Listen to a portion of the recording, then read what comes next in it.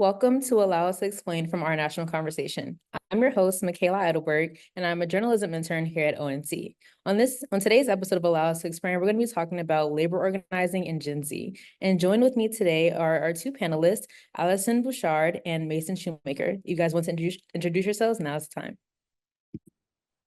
time. Sure. I'm Allison Bouchard. I am a content intern here at ONC with a focus on public policy and justice.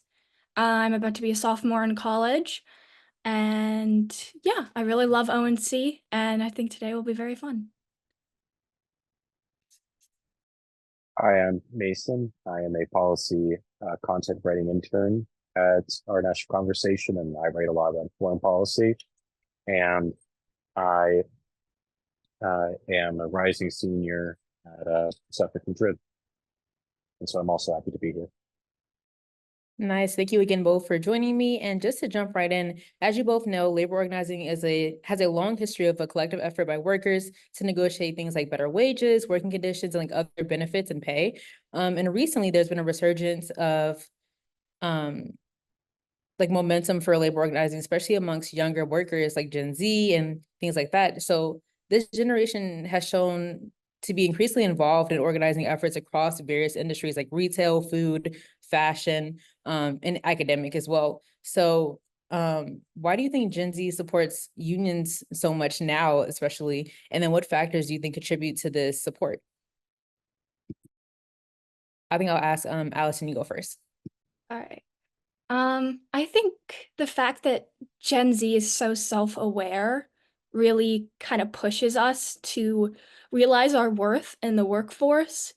I mean, we have been popularizing like quiet quitting, like staying within your working hours, and I think Gen Z is kind of just fed up with being taken advantage of, and fed up for others who are being taken advantage of, because labor unions don't just help Gen Z, it helps everyone.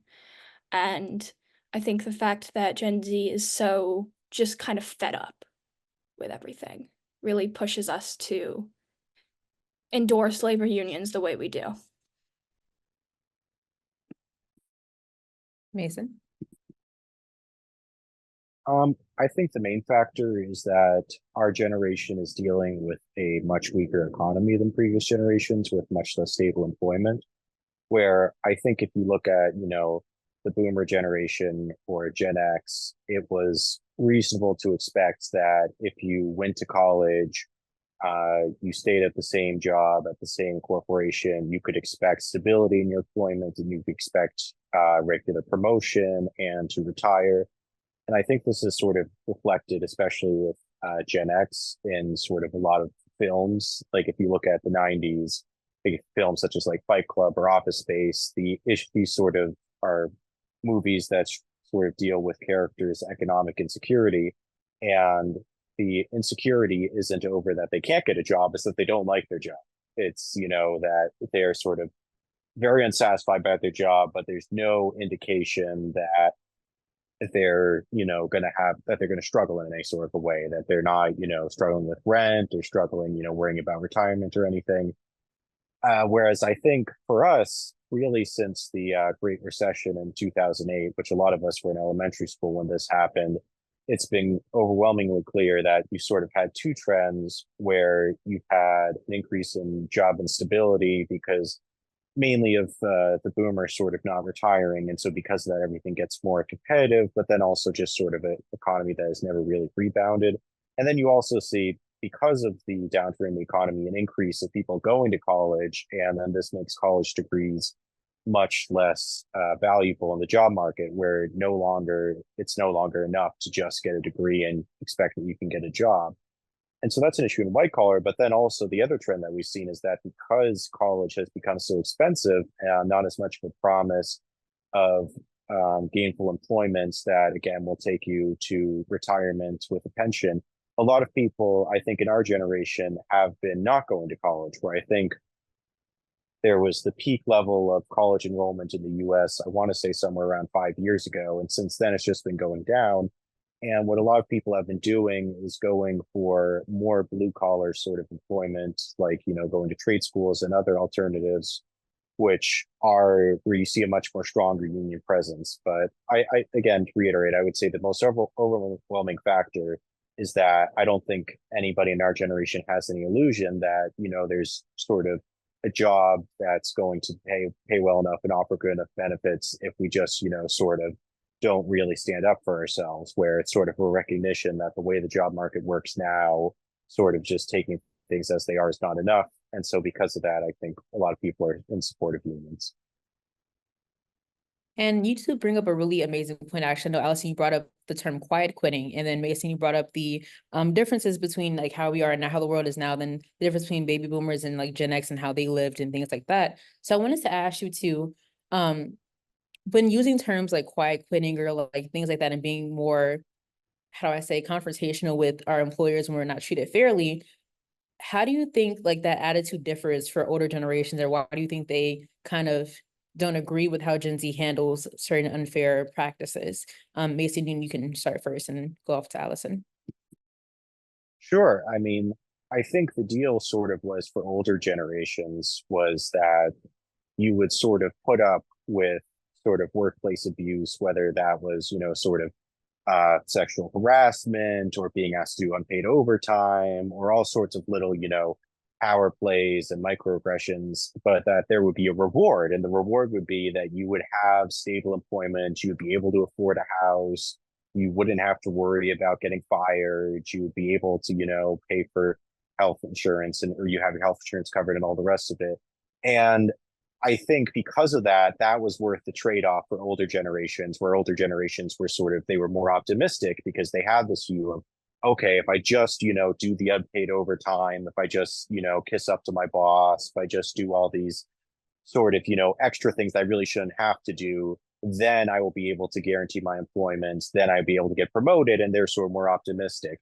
I would also say, I think another generational difference is that with younger people, and course, our generation has been young for this, but we're not really having families, where I think a lot of young people have expressed that they don't want kids, they don't want to get married. And I think that gives you a lot more freedom, where I think if somebody, you know, again, looking 20, 30 years ago, if you have, you know, a partner who's, you know, stay at home and you have, you know, 2+ kids, then you're not going to be very confrontational at work, because if you lose your job, then it's not just you who's affected, it's your whole family. Whereas again, I think because Gen Z is choosing more and more to stay single, then they don't have that risk, where the worst case scenario would be, you know, that maybe they would, oh, well, I mean, of course, there are a lot of risks with losing a job, but other people aren't dependent on you. So it's, you know, you can only really negatively impact yourself. And so I think because of that, there's a lot, there's sort of not as much, you know, sort of necessity with or there's not a feeling of necessity with Gen Z that we have to sort of, you know, tolerate anything because the stakes are not as high. And so I think those are the two things. Yeah, I totally agree with what Mason said. I think that the culture of Gen Z is a lot different than the culture of the baby boomers or Gen X. And partially because we are not having families, we're kind of staying on our own. I also think that we've kind of not grown out of, but the idea behind respecting your elders isn't really a thing with us anymore, because we've seen how the elders have let us down and how they failed. And so we don't really respect them in the way that I guess baby boomers respected their elders. Because we've constantly been let down by said elders.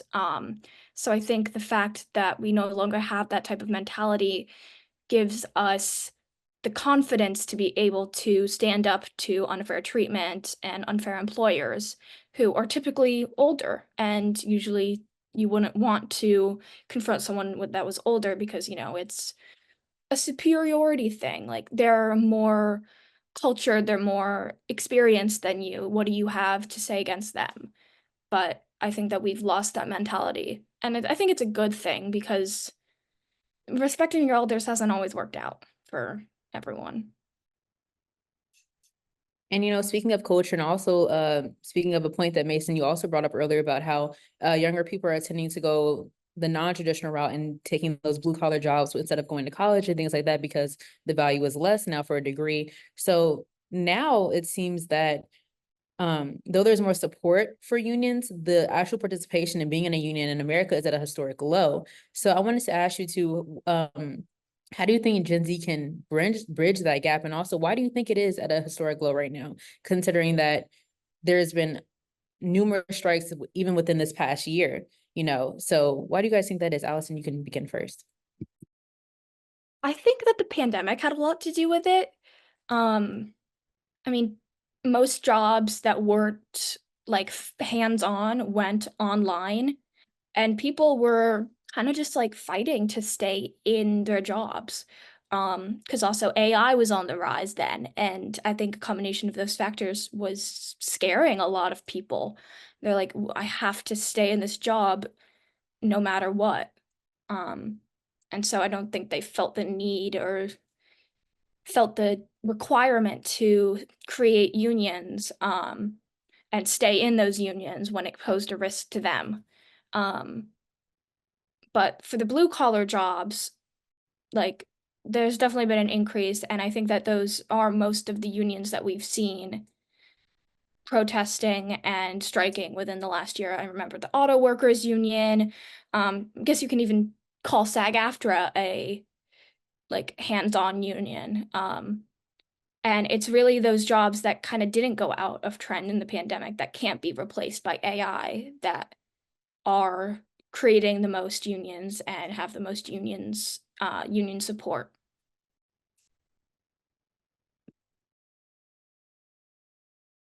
And then Mason, whenever you're ready.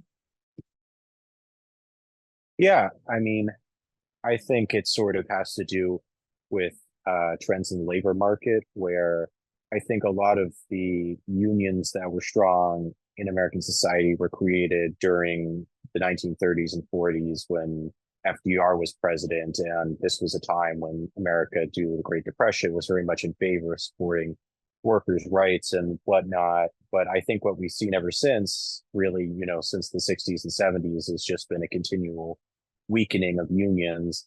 And then also because of sort of a transformation of the economy, uh, sort of jobs which traditionally had strong union participation, those sorts of fields are more being phased out, where manufacturing, for example, where a lot of, the strongest unions were in this country, have sort of any manufacturing basically left the country. And so because of that, they're just obviously, we don't have as many people working in manufacturing, you're going to have very strong manufacturing unions.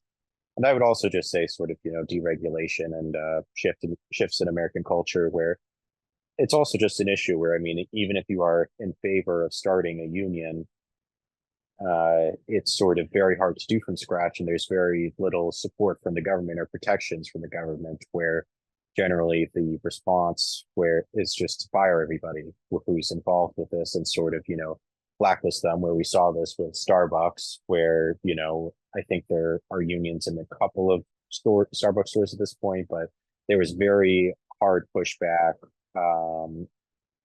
during those processes where people were fired and sort of blacklisted. And this has also happened in Amazon and in other companies. And I mean, this is a trend going back for a while, where I think the country really turned against unions in the 1980s, where Ronald Reagan, when all of the sort of air traffic controllers went on strike, he just fired them all. And so I think, again, the only time that unions were able to really prosper is when there was government backing. And now that people are sort of, at risk of losing their jobs or standing up for themselves, then they're not going to form a union, even if they wanted to, because their immediate economic security is more important than, the prospect of having better conditions. And honestly, this brings up my next point before I jump into my question. For that point, I'm going to ask a different question. But as far as, the kind of the retaliation against unions that we've seen throughout the years, specifically recently with like the Starbucks Workers United, when they posted their solidarity for Palestine during that time. And then like Starbucks sued them, and that caused like a whole backlash. And as well, they were also protesting against like benefits and pay, like, things like that.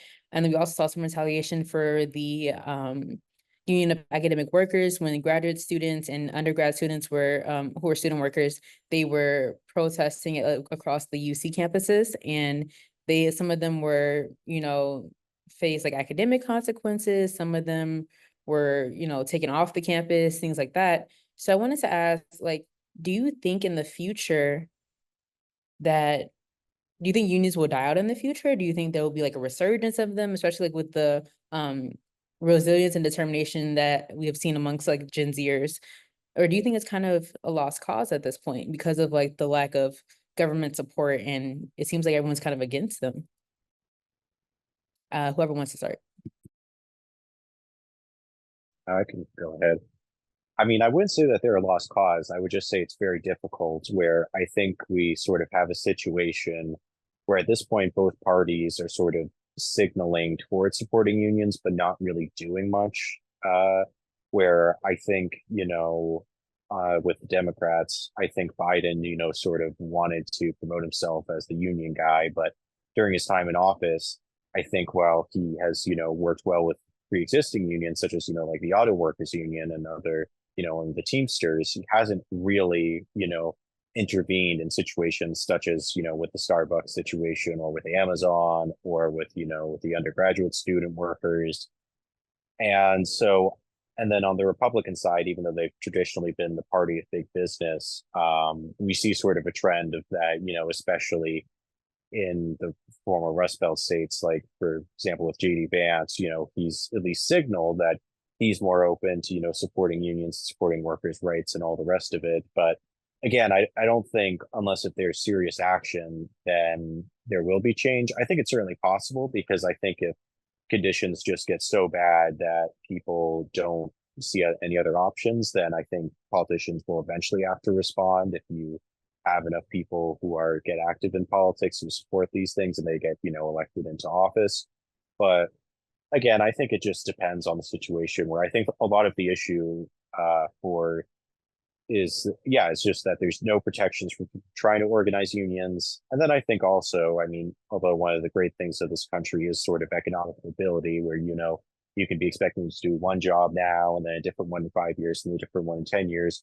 I think in terms of unions, this actually sort of weakens them because I think a lot of people, they might be like, oh, well, I'm, working at Starbucks now. And, I would certainly like to get paid a fair wage. I would like to, have sort of better protections that I don't get fired if I have a sick day or what have you. But right now, I'm just doing this because I'm working towards something else. And then when they get the next job, they're working towards something further and further. And so because of this, I think there's an unwillingness, but I certainly wouldn't say it's a lost cause. I would just say it's much more, it'll be very different.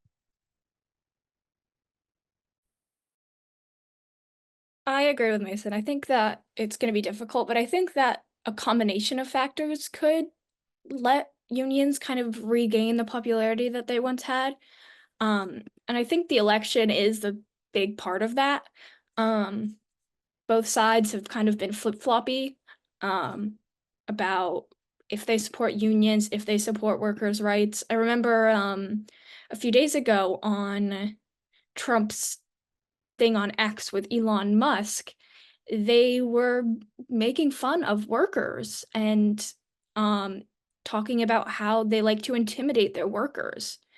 And I think that kind of signaled to a lot of people that things aren't going to go well depending on the presidency.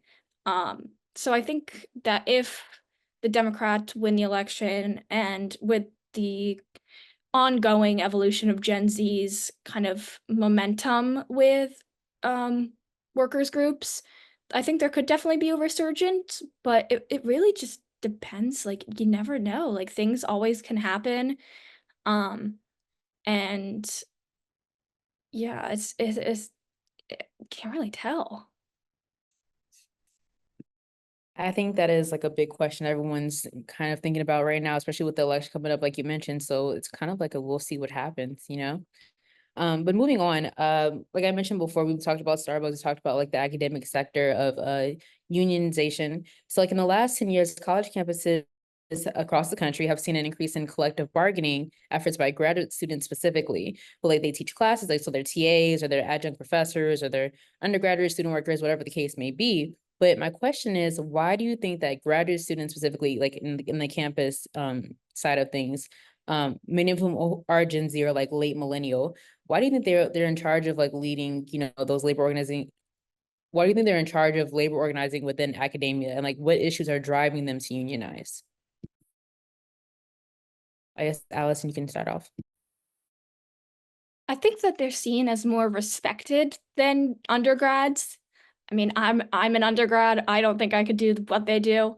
And postgrad's definitely like a more mature thing. And it doesn't have to be someone fresh out of college. Like I know older individuals who have gone back for their postgrad degree. I think that there's just like a level of respect that comes with that. And they're also a lot more educated.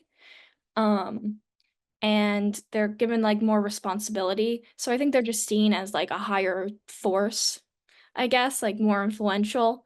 Um, and I think that the fact that they're more educated and they have a little bit of real world experience, most likely, allows them to kind of create their own little, or not little, their own unions.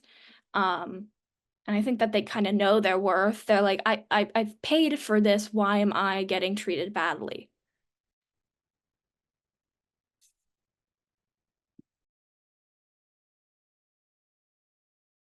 And then Mason. I have a bit of different interpretation. I think it's mostly a class issue where I think that because generally speaking, graduate students are people who either have parents who can pay for their studies or have parents who can co-sign massive loans. And so I think because of this, their position is not as existential as other sort of blue collar or service workers, where they're sort of, I mean, they have things to fall back upon if they lose their job. And so I think because of that, they're much more willing to take the risk of unionizing, because for them, like the worst thing that could happen is that they get kicked out of school and have to, you know, go back to their parents who supported their studies. They don't really have the situation that, you know, a lot of sort of, you know, retail and other blue collar workers have, which is that, you know, the risk of losing their job is homelessness, or, you know, or again, you know, failing to support their families or what have you.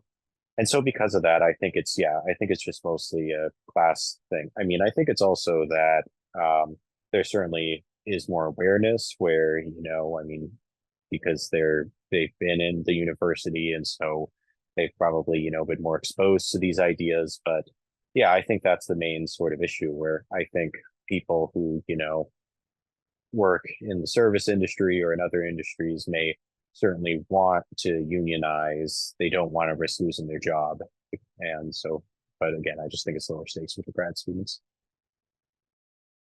Yeah, you both bring up really good points, and especially Mason, as far as like, I think people don't consider the people that they don't see on the front lines that are like in the issue they're supporting. So it's good to, like you said, kind of say, take a step back and realize that, yeah, you see these people on the front lines, but why are they there? What's the reason for them being there? That, you know, like what risks don't they have that other people might have? They can't be on the front lines, so they want to be, you know, type thing. Okay, so my next question would be that what roles do you think universities should play in either supporting or opposing graduate student or unionization? Like what role should universities play? Either one can answer. I mean, I can go ahead. I mean, I think the obvious answer is that universities should be neutral, where, I mean, I think that if workers, this is regardless of field, if workers want to unionize, then that's a question between the workers, and that it should not be permitted legally for, you know, corporations, because universities really just are for-profit corporations, at least in the United States. And so I don't think that, you know, they should be restricting their right to organize and unionize, because, you know, I think that's First Amendment, you know, freedom of speech and freedom of assembly. And so I think it should, you know, I mean, I don't think that they have to encourage it, but I think that, you know, there should not be any sanctions, where nobody should have to worry that because they want to stand up for their rights as a worker, that they're going to be losing their job or get kicked out of university or lose their scholarships. And I think that's, you know, completely inappropriate and really should be illegal. So it's like, Yeah, I agree with Mason. I think the universities should be more neutral in the subject and not be willing to, or not be willing, but not look favorably upon taking action against unions. Because it looks bad for them in the press, and especially for the younger generation who may be applying for these colleges. So logistically, it doesn't make sense for them to oppose it. And if they do work with the unions, they will typically get a better reputation within workers and will get more workers and um, probably get more applicants, stuff like that. Um, so, and the fact that they are typically graduate students are paying the university to be there, I feel like they should have some say in how they get treated. Um, so the university really should be supporting them, but obviously staying more neutral because it is like a for profit. They do have their own goals and hopes for monetary growth, but they should definitely look favorably upon working with labor unions.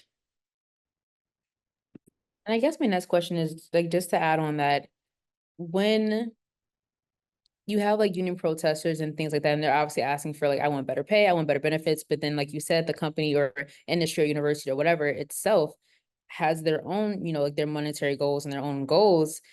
How, what do you think the appropriate response would be when you have your workers saying like, hey, you're not treating me fairly, but then you say like some, like for example, Starbucks or some like universities say, well, you're protesting illegally under like this law. So how do you think they could compromise when it's like, I have my own goals and on the other side, I also have my own goals, I guess Allison, if you would like to start. Sure. I think it kind of depends on the type of corporation. I mean, big corporations, with large amounts of revenue, they can afford to negotiate, um, a lot more than smaller companies really can. Um, so when it comes to those type of companies, especially like Starbucks, they should be inclined more to listen to the union workers and work on negotiating, hire a third party to come in and um, work with the union in order to create an agreement that works for both sides. For smaller businesses, it really is questionable because, I mean, smaller businesses, as in like local industries, not as many unions there, because it is typically a smaller business who employs less people and usually they're treated pretty fairly. But when it comes to that, like you kind of just have to see them as people. They're not just workers, they're people. Um, and I think the inclination for any size of company should always be to negotiate, see how they can settle it. But maybe that's just me being hopeful that companies have a sense of moral compass.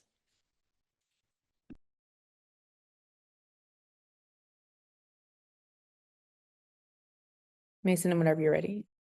Yeah, I mean, I don't think there can be much of a compromise where, I mean, again, I think the freedom to the right to assemble, the freedom of speech are both First Amendment rights, and that if companies, there should be no compromise where companies should not be allowed to fire workers for organizing or for demanding better working conditions, and that I think the government should protect workers, that there should not, I don't think that it's reasonable to expect companies who, as you mentioned, they have monetary goals. Universities only, I mean, their goal is profit. They do not care about the workers in any sense, and they would replace them all with robots tomorrow if they could. And so I don't think that, there should be any sort of, well, you can abuse your workers' rights up to a certain point where, it's sort of, I mean, yeah, I don't think that it's reasonable to expect a compromise. I mean, I think that at least my view is that the government should support workers, all their right to protest, their right to assemble, and that if companies decide to try and oppress their workers and not allow them to exercise their rights, then I think that the government should step in, and I don't think that there should be an expectation that, you know, if I mean, of course, there's contract negotiation and everything, but I mean, I did also mention a point about there being certain laws that say, "Oh, don't protest here." I mean, but I think that the way it, at least the way I understand, should work is that, you know, I mean, I think if it's a public place, you should be allowed to protest. And,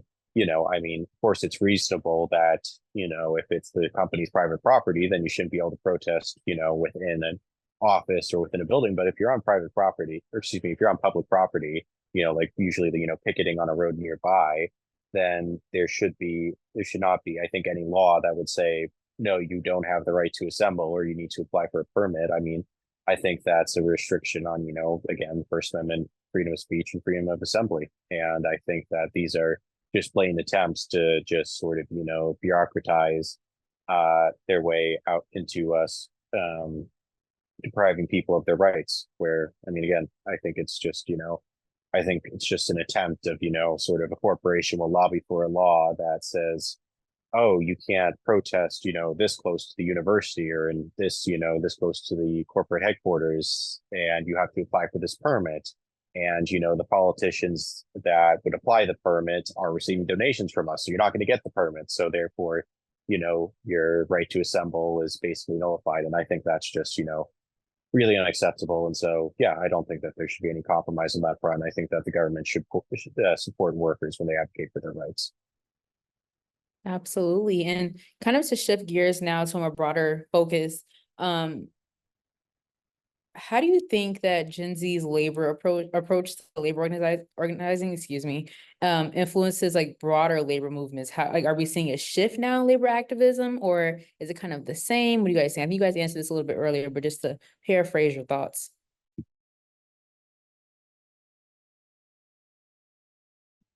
I can go. I think that as Gen Z continues to kind of push our ideas of workers' rights and freedom of assembly and expression and the rights that individuals have, at least I hope more generations will see it and kind of realize their own worth and realize that labor unions are like helpful and want to join them. Um, but as more Gen Z joins the workforce, um, there obviously will be a increased support for labor unions.